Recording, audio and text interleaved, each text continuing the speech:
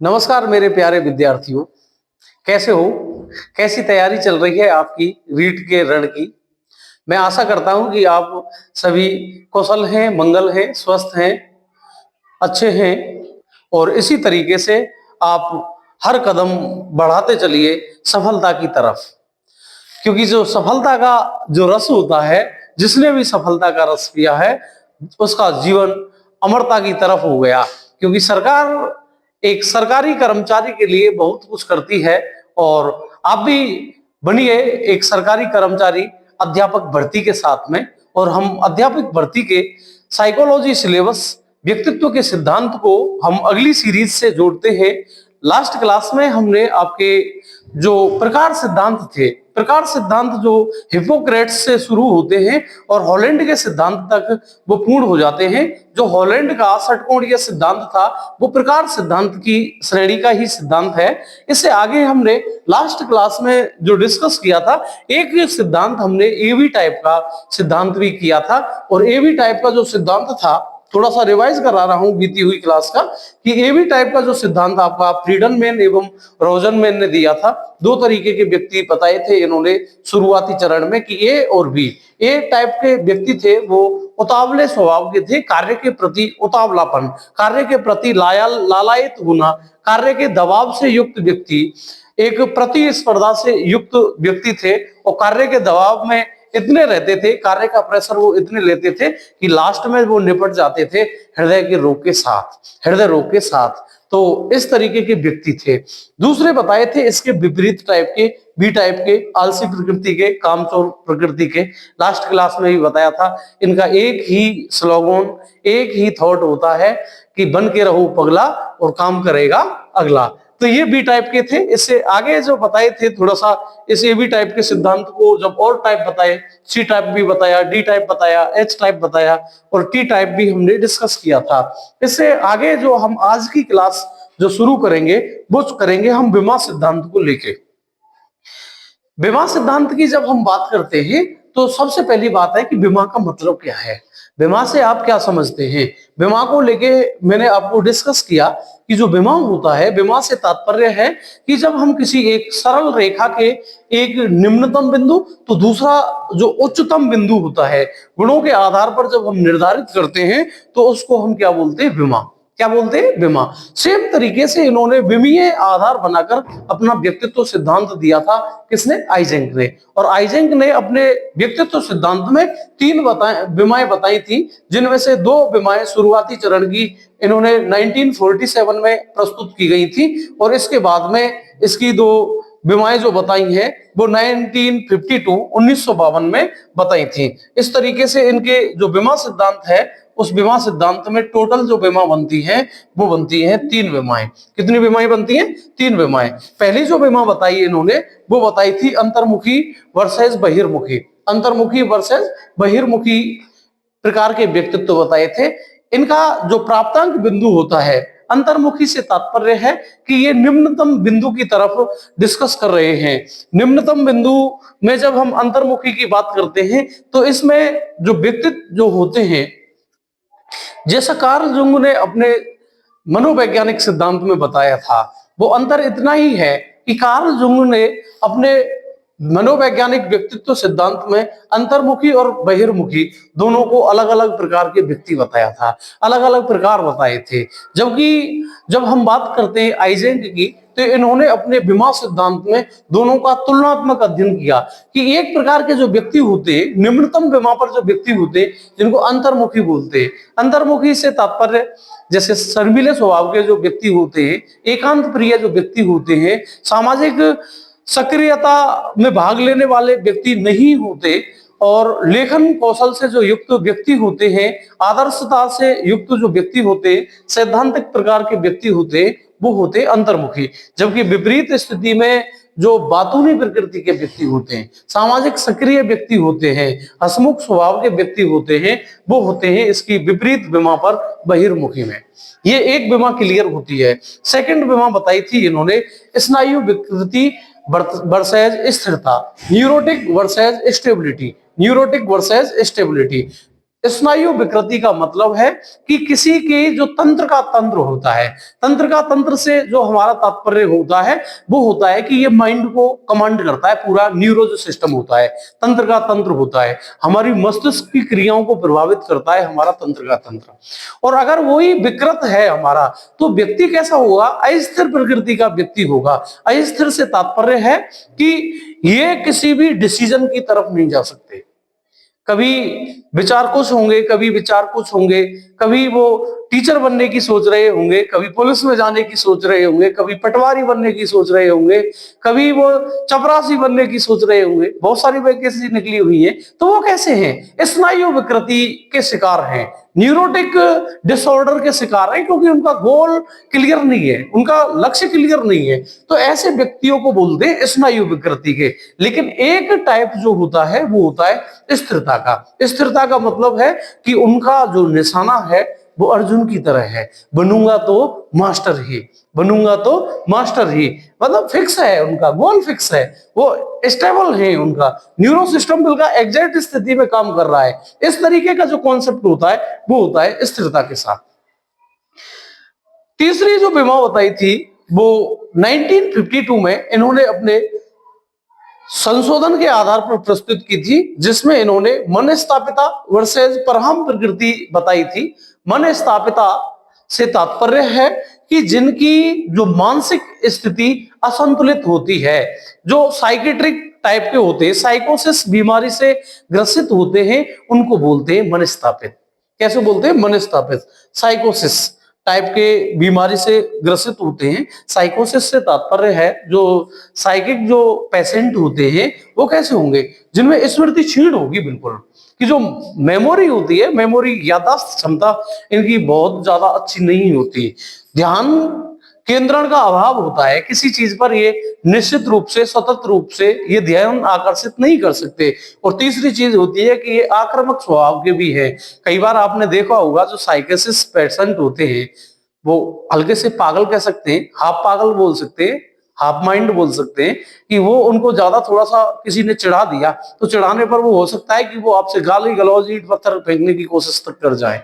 तो ऐसे होते हैं आक्रामक स्वभाव के। इसके विपरीत जब हम बीमा पर चलते हैं, इस बीमा पर इसके उच्चतम बिंदु की तरफ चलते हैं, तो व्यक्ति बिल्कुल नैतिकता से परिपूर्ण हो जाता है, सुपर ईगो से प्रभावित हो जाता है, और उसको हम बोलते हैं क्या?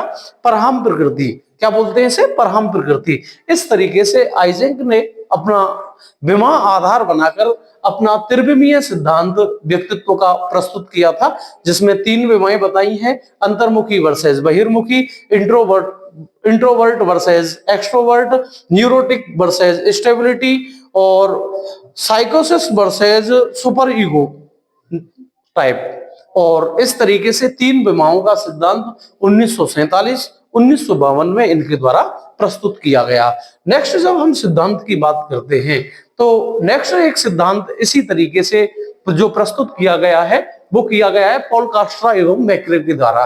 पॉल कास्ट्रा एवं मैक्रो ने अपना जो सिद्धांत प्रस्तुत किया वो किया था 1975 में, 1975 में। कब प्रस्तुत किया है? 1975 में इन्होंने अपना सिद्धांत प्रस्तुत किया है। इससे अगला जो हम व्यक्तित्व सिद्धांत डिस्कस करेंगे वो सिद्धांत करेंगे हम पंचकारक सिद्धांत। पंचकारक सिद्धांत जो प्रस्तुत किया गया है वो पॉल कास्ट्रा एवं मैक्रे के द्वारा प्रस्तुत किया गया है, और ये पंचकारक सिद्धांत 1975 में प्रस्तुत किया गया था। जो किस तरीके का सिद्धांत है कि ये शील गुण उपागम सिद्धांत है। कैसा है ये? शील गुण के आधार पर। और शील गुण की जब हम बात करते हैं कि भाई शील की जब हम बात करेंगे तो अगले कंटेंट में हम थोड़ा सा डिस्कस करेंगे शील गुण को।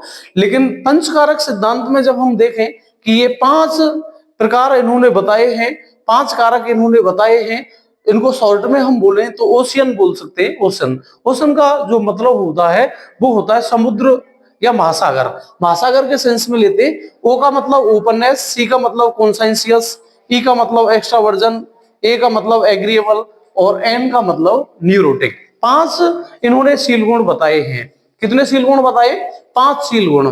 5 शील गुण में जब हम बात करते हैं ओपननेस की, खुलापन की, तो इससे तात्पर्य यह है कि इस व्यक्तित्व प्रकार में ऐसे व्यक्तियों को सम्मिलित किया जाता है जो सामाजिक एवं सांस्कृतिक आधार पर विचारों से खुले विचारों से युक्त होते हैं। विचारों से खुले विचारों से युक्त होते हैं। खुले विचारों से तात्पर्य है कि इनकी जो मानसिकता होती है ये बिल्कुल एक फ्रैंक स्वभाव के होते हैं। विचारों को, अपने थॉट्स को ये अपने अंदर इंक्लूड नहीं होते। जैसे इनके आधार पर बोलते हैं ना कई बार कि भाई कोई व्यक्ति खुले विचारों का है, मुंहफट टाइप का व्यक्ति है, बातों को कहने में, किसी भी बात को शेयर करने में, चाहे वो उसके व्यक्तिगत जीवन से ही क्यों ना है, वो उसे शेयर कर देता है। और ऐसे व्यक्ति को हम क्या बोलते हैं? ओपननेस। दूसरे टाइप के होते हैं कि जो किसी बात को अपने अंदर ही पचा जाते हैं, वो दूसरों से ज्यादा बातचीत नहीं करते, तो उसको क्या बोलते हैं कि भाई ये पेट को काला आदमी है, ये पेट का काला आदमी है ये। तो वो ओपननेस वर्सेस संस्कृति, खुलापन संस्कृति के आधार पर है। दूसरा होता है कॉन्साइंसियस। कॉन्साइंसियस से तात्पर्य है इसमें कर्तव्यनिष्ठ टाइप के व्यक्तित्व सम्मिलित होता है। और कर्तव्यनिष्ठ से तात्पर्य है कि इसके अंतर्गत वो व्यक्ति शामिल होते हैं जो किसी कार्य के प्रति जिम्मेदारी से कार्य करते हैं, कार्य की जिम्मेदारी बहुत ही गंभीरता के साथ में लेते हैं। ऐसे व्यक्तित्व को सम्मिलित करते हैं कर्तव्यनिष्ठ के साथ में। किसके साथ में? कर्तव्यनिष्ठ के साथ में। तीसरी है एक्स्ट्रावर्जन। एक्स्ट्रावर्जन का मतलब है तीसरा जो प्रकार मैं बता रहा था, कर्तव्य निष्ठा। कॉन्साइंसियस का तात्पर्य क्या बताया मैंने? कर्तव्य निष्ठा। और कर्तव्य निष्ठा से जो तात्पर्य है हमारा, वो ऐसे व्यक्तित्व प्रकार से है जो किसी कार्य के प्रति अपना जिम्मेदारी से युक्त होते, कार्य के प्रति काफी सजग होते हैं, कार्य की जिम्मेदारी बखूबी निभाते हैं। ऐसे व्यक्तियों को बोलते हैं कॉन्साइंसियस टाइप पर्सनैलिटी। कैसे होते हैं? कॉन्साइंसियस टाइप पर्सनैलिटी जो अपना पूरा उत्तरदायित्व स्वीकारते हैं। इसके विपरीत जो लोग होते हैं वो कैसे होते हैं कि विपरीतता की जब हम बात करेंगे तो वो कार्य के प्रति जो लापरवाह होते हैं, कामचोर प्रकृति के व्यक्ति हैं, उनको हम सम्मिलित करते हैं किसमें? इसी की विपरीत स्थिति में। अगला जो प्रकार है वो है एक्स्ट्रावर्जन। एक्स्ट्रावर्जन से तात्पर्य है बहिर्मुखी। और बहिर्मुखी से तात्पर्य है आपके कि जो विचारों के, जो खुले विचारों के व्यक्ति हैं, सामाजिक सक्रियता वाले जो व्यक्ति हैं, उनको बोलते हैं हम बहिर्मुखी व्यक्ति। चौथा जो प्रकार होता है एग्रीएबल। एग्रीएबल से तात्पर्य होता है कि सहमति जन्य। सहमति जन्य से तात्पर्य है कि ऐसा प्रकार, व्यक्तित्व प्रकार जो दूसरों के सुझावों को स्वीकारने में, दूसरों की बातों को स्वीकारने में, दूसरों के साथ सहमत होने में अपना अच्छा रोल प्ले करते हैं, उनको बोलते हैं सहमति जन्य, जो दूसरों के सुझाव भी लेते हैं। एक होता है स्नायु विकृति। जो पांचवा प्रकार है उसको हम क्या नाम देंगे? स्नायु विकृति। स्नायु विकृति से तात्पर्य होता है, जैसे लास्ट हमने आइजेंक के सिद्धांत में भी बताया था कि न्यूरोटिक, कि मानसिक रूप से जो अस्थिर जो व्यक्ति होते हैं, जो कभी निर्णय लेने की अक्षमता से युक्त होते हैं, उनको बोलते हैं न्यूरोटिक। जबकि स्थिरता इसका विपरीत विमा हो जाती है। विमा के आधार पर भी बात करें, लेकिन ये जो सिद्धांत था वो शील गुणों के आधार पर था। और कब प्रस्तुत किया गया? 1975 में। किसने प्रस्तुत किया है? पॉल कास्ट्रा एवं मैक्रे ने। शॉर्ट में क्या बोलेंगे? पॉल कास्ट्रा एवं मैक्रे का ओशन। पॉल कास्ट्रा एवं मैक्रे का ओशन याद रखना है। जैसे हमने रिया सेकेंडरी बताया था, RIASEC, रिया सेकेंडरी बराबर हॉलैंड और ओशन बराबर पॉल कास्ट्रा मैक्रे। इन्होंने 1992 में अपना एक नियो PI रिवाइज की थी इन्होंने। और नियो PI रिवाइज जो की थी, उस नियो PI में जब हम बात करते हैं, ये रिवाइज्ड थी। कब प्रस्तुत की है इन्होंने? 1992 में। 1992 में जब ये PI जो रिवाइज की, इसके आधार पर इसको जो नाम दिया गया है नियो PIR, मतलब नियो न्यूरोटिक एक्स्ट्रावर्जन ओपननेस। इनकी पर्सनल इन्वेंटरी इन्होंने प्रस्तुत की थी, जो रिवाइज थी, संशोधित थी, इसलिए इसे नियो PIR नाम भी इन्होंने प्रस्तुत किया था। नेक्स्ट जब हम सिद्धांत की बात करेंगे तो वो बात करेंगे पहले तो शील गुण की। जैसा मैंने अभी बताया था कि भाई जो लास्ट जो सिद्धांत बताया पॉल कास्ट्रा एवं मैक्रे का जो सिद्धांत, वो कैसा था? शील गुण आधारित। तो शील का मतलब क्या है? शील गुण का मतलब क्या है? ये कि शील को मतलब है कि एक शब्द होता है आदत।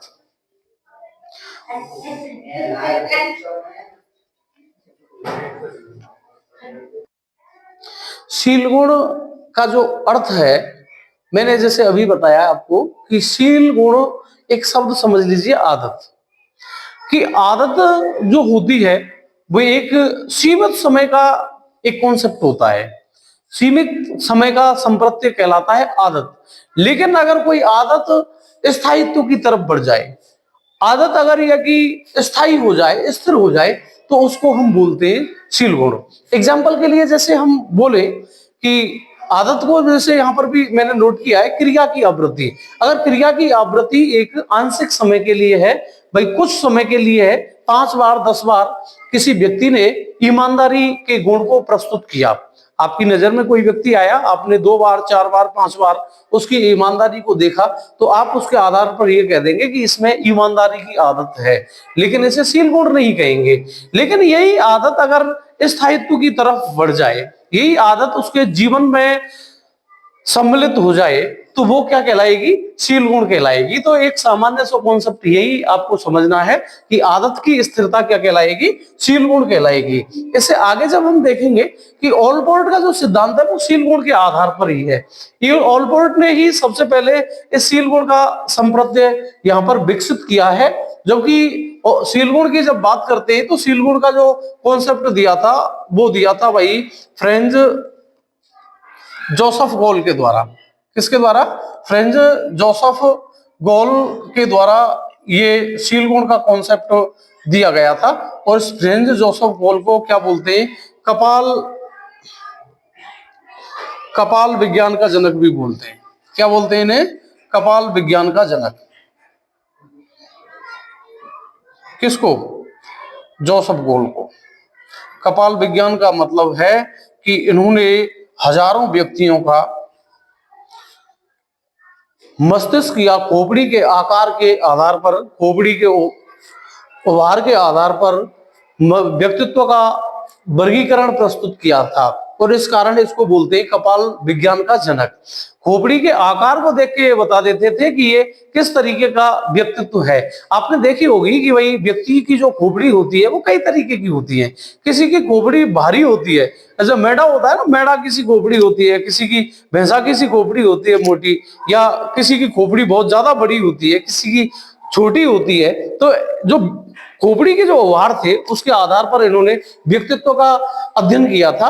और उसके बाद में इसे जो व्यवस्थित स्वरूप दिया है वो किसके द्वारा दिया है? ऑलपोर्ट के द्वारा। ऑलपोर्ट ने जो शील गुण जो बताए हैं वो सामान्य रूप में 2 तरीके के शील गुण बताए। एक बताए थे सामान्य और दूसरे बताए थे व्यक्तिगत। सामान्य से तात्पर्य है कि जब हम जो शील गुण जो होते हैं वो एक समुदाय विशेष पर या एक बड़ी आबादी के आधार पर एक मापन का, व्यक्तित्व मापन का आधार होते हैं, तो उनको बोलते हैं हम सामान्य शील गुण। जैसे प्रभुत्व की बात करें कि जैसे सोहन है, सोहन समाज के अन्य व्यक्तियों से प्रभुत्व में ज्यादा है। इसका मतलब है कि सोहन में प्रभुत्व का शील गुण सामान्य लोगों के आधार पर है। दूसरे जो प्रकार है वो है व्यक्तिगत शील गुण। व्यक्तिगत शील गुण से तात्पर्य है कि व्यक्ति के अंदर जो विभिन्न प्रकार के अन्य जो शील गुण होते हैं उनमें तुलनात्मक आधार पर जब हम अध्ययन करते हैं तो उनको बोलते हैं व्यक्तिगत शील गुण। जैसे प्रसन्नता की बात करें, उदारता की बात करें, परिश्रम की बात करें, हम कहें कि भाई जो मोनू है, मोनू में प्रसन्नता का जो शील गुण है वो उसकी उदारता से ज्यादा है। प्रसन्न बहुत ज्यादा रहता है, उदार वो इतना नहीं है। तो ये कैसा है? व्यक्तिगत शील गुण है। और व्यक्तिगत शील गुण को इन्होंने 3 प्रकारों में वर्गीकृत किया है कि एक बताया इन्होंने कार्डियो, दूसरा बताया इन्होंने केंद्रीय, और तीसरा बताया इन्होंने गौण शील गुण। 3 प्रकार के शील गुण हैं, कार्डियो, केंद्रीय, गौण। इससे आगे जब हम इनको क्रमिक रूप से देखेंगे कि भाई किस तरीके से व्यक्तिगत शील गुण है, कार्डियो शील गुण से तात्पर्य क्या है कि कार्डियो जो शील गुण है या जो हृदय अनुवेशी है वो 1 या 2 महत्वपूर्ण शील गुण होते हैं। किसी व्यक्ति में 1 या 2 शील गुण, कितने? 1 या 2 शील गुण ऐसे हैं कि जो उसकी पहचान बना दें। क्या बना दें? व्यक्ति की पहचान। क्या? व्यक्ति की पहचान। और व्यक्ति की पहचान जैसे बताएं कि भाई व्यक्ति की पहचान 1 या 2 शील गुणों के आधार पर है। एग्जाम्पल जैसे हम यहां पर अगर मैं शब्द लिख दूं कि जैसे सत्य और अहिंसा, अगर मैंने आपको 2 शब्द लिखे कि सत्य और अहिंसा, तो मुझे यकीन है कि आपके दिमाग में एक तस्वीर छप गई होगी सत्य और अहिंसा के आधार पर। कौन की? महात्मा गांधी, किसकी? महात्मा गांधी की, कि उनका पहचान हो गई, व्यक्ति की पहचान एक या दो शील गुणों के आधार पर।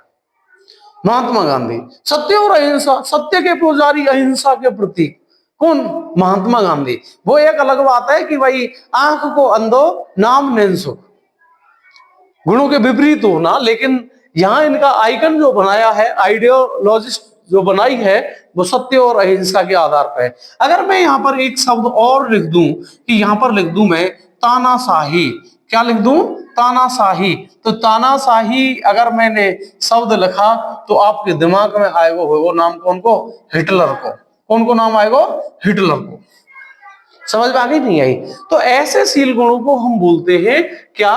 कार्डियो शील गुण। एक या दो शील गुणों से अगर हम ये बोले कि कोई व्यक्ति है क्या, वो तो भाई जो फलाना आदमी, वो तो भाई हरिश्चंद्र है, तो हरिश्चंद्र से तात्पर्य ये हो गया कि वो सत्यवादी है, बिल्कुल, कि सत्य बोलता है, चाहे उसकी गर्दन कट जाए कोई फर्क नहीं पड़ता। लेकिन उसका जो कार्डियो जो शील गुण है वो क्या है? सत्य है। और इस कारण क्या बोलते हैं? सत्यवादी हरिश्चंद्र। अगर कोई औरतों में लड़ाई है जाए और औरत एक दूसरे पर टीका टिप्पणी करने लग जाए, और एक औरत दूसरी से कह रही है कि तू तो सीता है, सीता, तो सीता का मतलब आप समझ गए होंगे कि सीता का जो शील गुण था वो क्या था?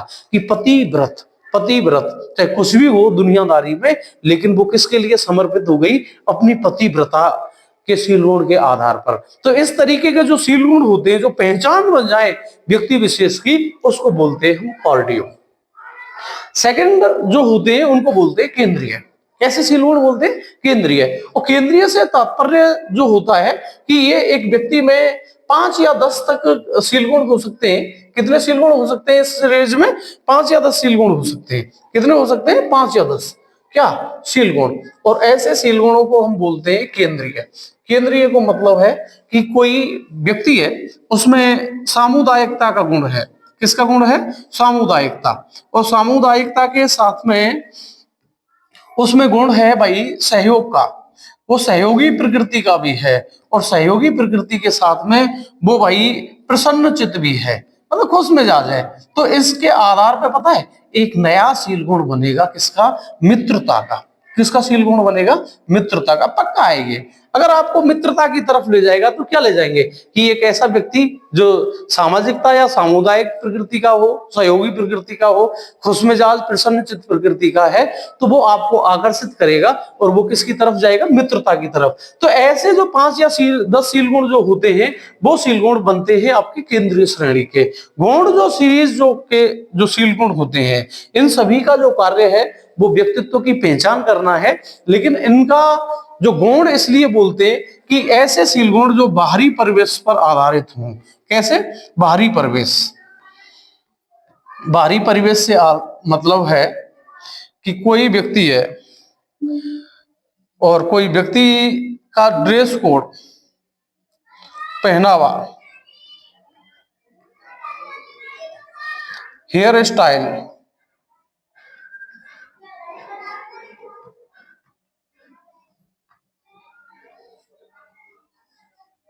पहनावा, हेयर स्टाइल उसके व्यक्तित्व का निर्धारण करे। हेयर स्टाइल आपने देखे होंगे, एक जमाना था कि भाई सब अजय देवगन, रोस्टेड अजय देवगन बन के घूमते थे, लंबे बाल रख लेते, यहां रख लेते। एक जमाना दूसरा आया कि हनी सिंह से प्रेरित हो गए। भला वो हनी सिंह का कि जिसने भाई छोटे बाल रखने का एक शील गुण पैदा कर दिया।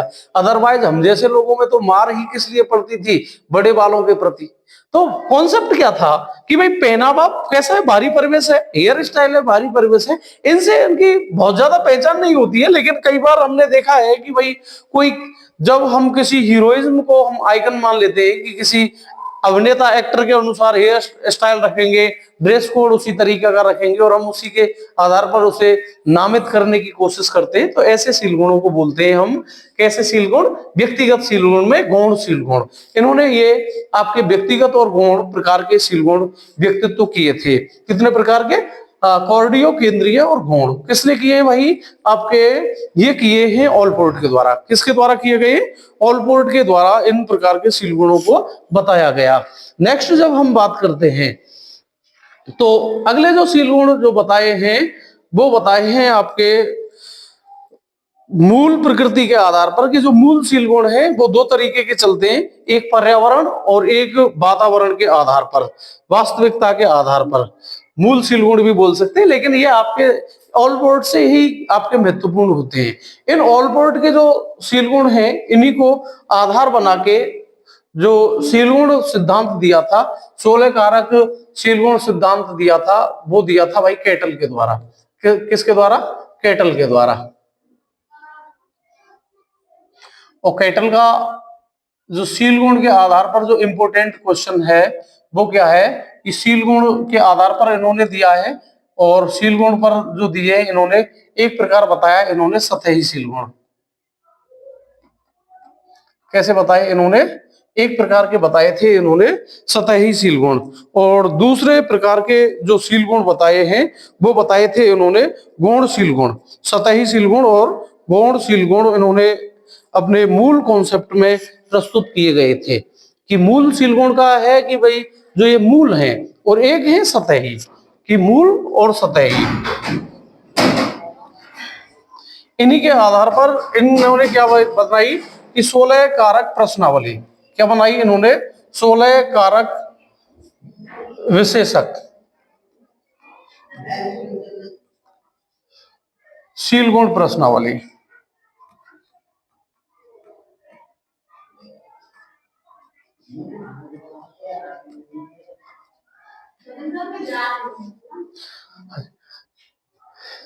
इन्होंने क्या किया था? जो 16 कारक प्रश्नावली जो बताई थी, 16 कारक प्रश्नावली का जो तात्पर्य था, इन्होंने जो कैटल महोदय थे इन्होंने ऑल पोर्ट के, किसके? ऑल पोर्ट के। इस बात को समझ लीजिए, क्वेश्चन को महत्वपूर्ण को क्लियर करा रहे हैं कि इन्होंने अध्ययन किया और इन्होंने 18,000 कितने 18,000 शील गुण बताए थे ऑल पोर्ट ने। इनका अध्ययन किया, इनको शॉर्ट लिस्ट किया, और शॉर्ट लिस्ट करके अपने इन्होंने बना दिए इनमें से 4500 पर भी सांख्यिकी विश्लेषण के आधार पर। किसके आधार पर? सांख्यिकी विश्लेषण के आधार पर इन्होंने कितने बना दिए? इसमें से 200 कितने बना दिए? सांख्यिकी विश्लेषण के आधार पर इन्होंने इन 4500 में से बना दिए 200। कितने बनाए? 200। 200 का भी अब और ज्यादा अध्ययन किया तो इनमें से जो मूल शील गुण बताए इन्होंने वो बताए थे 35। कितने बताए? 35। 35 को जब हम देखते हैं तो देखो 12 होते हैं, 12 जो शील गुण बताए थे वो बताए इन्होंने असामान्य व्यक्तियों में। किसमें? असामान्य व्यक्तियों में। और जो बाकी के जो 23 शील गुण थे, 23 शील गुण बताए इन्होंने सामान्य व्यक्तियों में, कि एक सामान्य जो व्यक्ति होता है जिसका मानसिक रूप से, शारीरिक रूप से अगर कोई व्यक्ति स्वस्थ है तो ऐसे व्यक्तियों को हम बोलते हैं सामान्य। और उनमें जो शील गुण बताए वो बताए थे 23। 23 में से भी जो महत्वपूर्ण बताए, इनमें से जो महत्वपूर्ण जो बताए हैं, महत्वपूर्ण कितने बताए इन्होंने? महत्वपूर्ण बताए 16। कितने बताए? महत्वपूर्ण 16 शील गुण बताए। कितने बताए हैं? 16। तो 16 शील गुण के आधार पर इन्होंने क्या बताया कि 16 कारक विशेषक प्रश्नावली, 16 कारक विशेषक शील गुण प्रश्नावली का निर्माण किया था। किसके द्वारा? कैटल के द्वारा। सबसे इंपॉर्टेंट क्वेश्चन है इस सीरीज में। कैटल का जो शील गुण जो व्यक्तित्व सिद्धांत था उसका आधार था ऑल पोर्ट का सिद्धांत। ऑल पोर्ट के शील गुणों को जो कितने बताए? 18,000 उनका अध्ययन किया।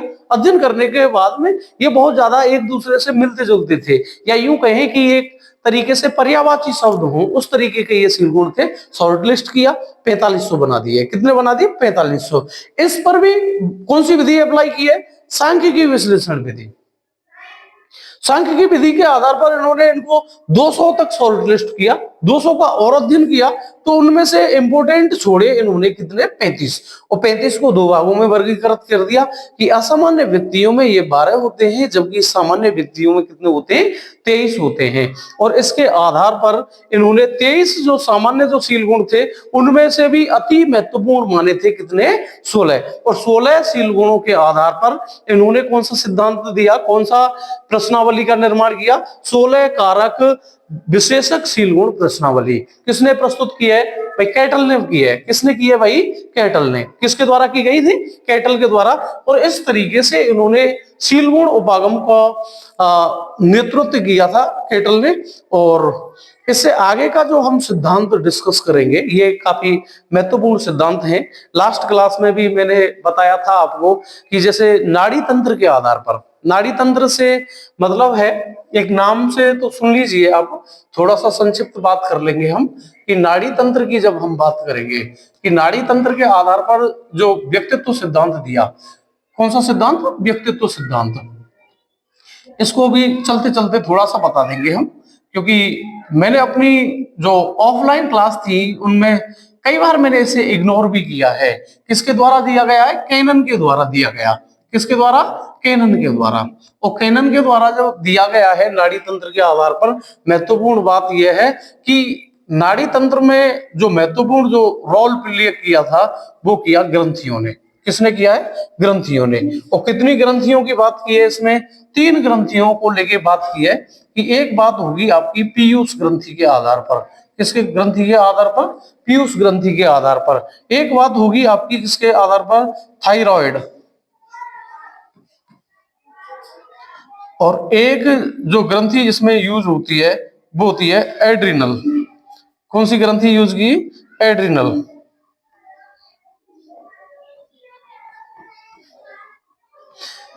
तीन ग्रंथियों की जो प्रतिक्रिया होती है, चाहे वो आपकी पीयूष ग्रंथि है, पीयूष ग्रंथि के 2 कॉन्सेप्ट चलते हैं कि एक चलता है हाइपो में और एक चलता है हाइपर में। किसमें चलता है? हाइपर में।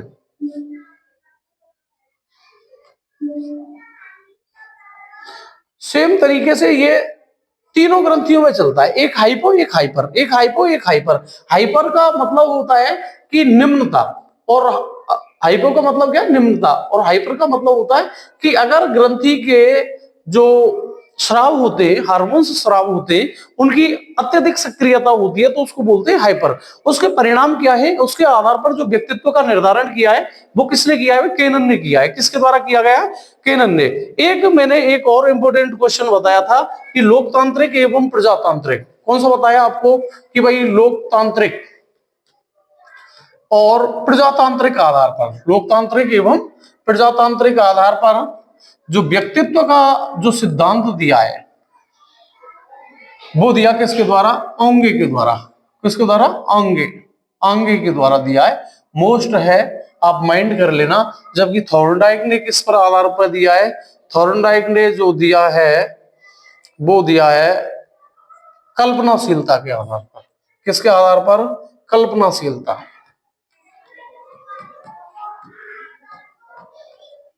किसके आधार पर? कल्पनाशीलता के आधार पर। तो इस तरीके से हमारा ये व्यक्तित्व के जो महत्वपूर्ण सिद्धांत हैं वो क्लियर किए हैं। इसे एक जो सिद्धांत जो बात करेंगे साइकोलॉजी का, व्यक्तित्व सिद्धांत में एक महत्वपूर्ण इंपोर्टेंट वो सिद्धांत चलता है आपका मनोविश्लेषण सिद्धांत। कौन सा? मनोविश्लेषण सिद्धांत।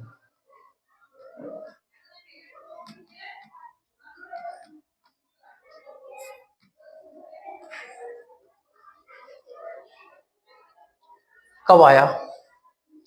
1900 ईस्वी में। कब आया है भाई?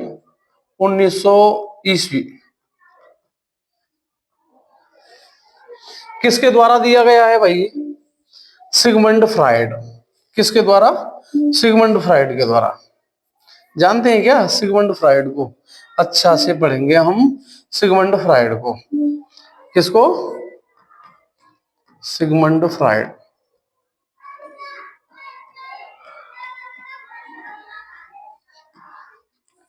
जब मैंने व्यक्तित्व के उपागमों की बात की थी तो मैंने आपको बताया था कि सबसे पहला उपागम मनोविश्लेषण उपागम, सबसे प्राचीन मनोविश्लेषण जो बाद है, मनोविश्लेषण जो उपागम है, शिक्षा मनोविज्ञान, मनोविज्ञान का सबसे प्राचीन उपागम है। और इसे हम मनोविज्ञान का प्रथम बल भी कहते हैं। व्यक्तित्व का सिद्धांत दिया था। मनोविश्लेषणवाद के प्रवर्तक कौन रहे हैं? सिगमंड फ्राइड रहे हैं। सिगमंड फ्राइड की जब हम थोड़ी सी बायोग्राफ की बात करें तो इनका जो जन्म हुआ था वो 1856 में होता है और इनकी जो डेथ होती है वो 1939 में होती है। तंत्र का मनोविज्ञानी बोलते हैं इनको। क्या बोलते हैं इन्हें? तंत्र का मनोविज्ञानी। तंत्र का मनोविज्ञानी।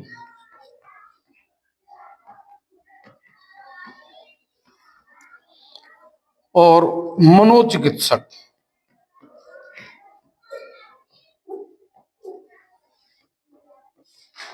तंत्र का मनोविज्ञानी को मतलब है न्यूरोलॉजिस्ट है ये। आसपास में जो भी न्यूरो के डॉक्टर हैं, कोई आप जानते हैं तो कमेंट बॉक्स में बताना। ये उन्हीं के ये अग्रगामी थे न्यूरो के। जैसे डॉक्टर विजयपाल एनसी पूनिया की बात करते हैं, राजस्थान में काफी अच्छा फेम है इनका। इसी सीरीज के व्यक्ति थे सिगमंड फ्राइड। बहुत ही अच्छी प्रकृति के ये साइकोलॉजिस्ट रहे हैं। इनका एक ही कॉन्सेप्ट था कि जो दिल है, दिल को प्रेशर कुकर मत बनाओ। जो दिल में आ रहा है ना उसे आप व्यक्त कर दीजिए, अंदर मत रखिए कोई भी। मन का विश्लेषण किया था इन्होंने।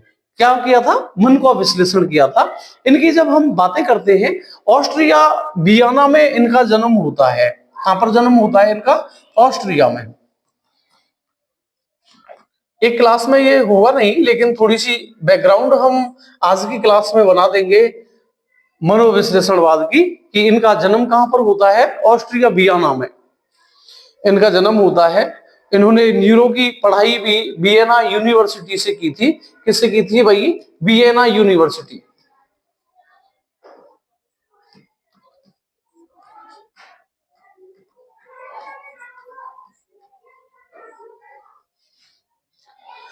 और वियना यूनिवर्सिटी से इन्होंने अपनी एमएस एमडी की पढ़ाई करने के बाद में इन्होंने एक न्यूरोलॉजिस्ट डॉक्टर के रूप में इन्होंने कार्य भी किया था। और जब कार्य किया था तो ये एक अल्फ्रेड ब्रुक नाम के एक व्यक्ति के साथ में इन्होंने प्रयोगशाला में कार्य किया था। किसके साथ में? ब्रुक के साथ में। किसके साथ कार्य किया है? ब्रुक के साथ में इन्होंने कार्य किया था। और ब्रुक के साथ में ये कार्य करने के बाद ये ब्रूयर के साथ में भी इन्होंने कार्य किया। इन्होंने इनके जीवन में एक महत्वपूर्ण भूमिका निभाई थी ब्रूयर ने। इनके साथ कार्य करते करते इन्होंने एक पुस्तक लिखी थी, स्टडीज इन हिस्टीरिया। कौन सी किताब लिखी है? Studies in hysteria.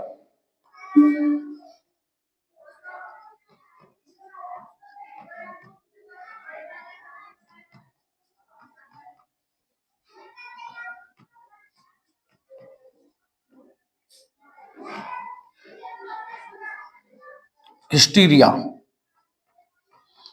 हिस्टीरिया का मतलब है कि जो हिंदी में बोले तो इसे क्या बोल सकते हैं? उन्माद बोल सकते हैं, उन्माद।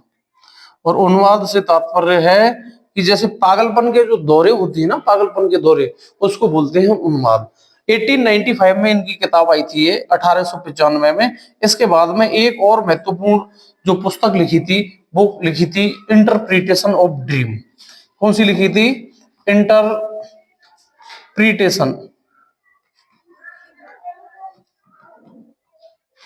Of dream. ये दो किताब इनकी महत्वपूर्ण है। कब आई? 1900 में आई थी ये किताब। और इसी के माध्यम से इन्होंने अपने मनोविश्लेषण सिद्धांत की नींव रखी थी। और मनोविश्लेषण बाद सिद्धांत में जो इनका जो विषय था वो क्या था? इनका अध्ययन का विषय था अचेतन मन। कैसा मन था? अचेतन मन। अचेतन मन का इन्होंने वर्णन किया है अपने इस सिद्धांत में। किसमें? अचेतन मन का सिद्धांत किया है। मनोलैंगिक विकास का सिद्धांत भी इसको बोलते हैं, क्योंकि इन्होंने सेक्सुअल आधार पर व्यक्ति की जो सेक्सुअलिटी का जो वर्णन किया है वो अपने मनोलैंगिक सिद्धांत में किया है, जिसका हम अध्ययन करेंगे अपनी नेक्स्ट क्लास में। आज की क्लास में हम इतना ही करेंगे। जल्दी ही हम नेक्स्ट क्लास में आपको एक तो व्यक्तित्व के सिद्धांत से आपको जो एमसीक्यू टाइप का जो क्वेश्चन पेपर है वो भी मैं प्रोवाइड करने वाला हूं अगली क्लास में, तो देखना ना भूलिएगा। मिलते हैं हम इसे अगली क्लास में ब्रेक के बाद। सभी को नमस्कार। एक और बात, कहते हैं ना कि मंजिलें तो मिल ही जाएंगी, अभी सफलता का दीदार बाकी है, सफलता का दीदार बाकी है। तो इस सफलता के दीदार को करने के लिए जुड़िए हमारे साथ में, जुड़े रहिए हमारे साथ में। वीडियो को देखना ना भूलिएगा, चैनल को लाइक करें, सब्सक्राइब करें, ताकि मैं इस अच्छी मुहिम में, एक निःशुल्क मुहिम में मैं हर राजस्थान के जन जन तक, राजस्थान के प्रत्येक स्टूडेंट तक मैं पहुंच सकूं, मैं अपनी लाइव स्ट्रीम क्लास शुरू कर सकूं, ताकि सभी स्टूडेंट को बहुत ज्यादा लाभ हो। तो चैनल को लाइक करें, सब्सक्राइब करें। धन्यवाद।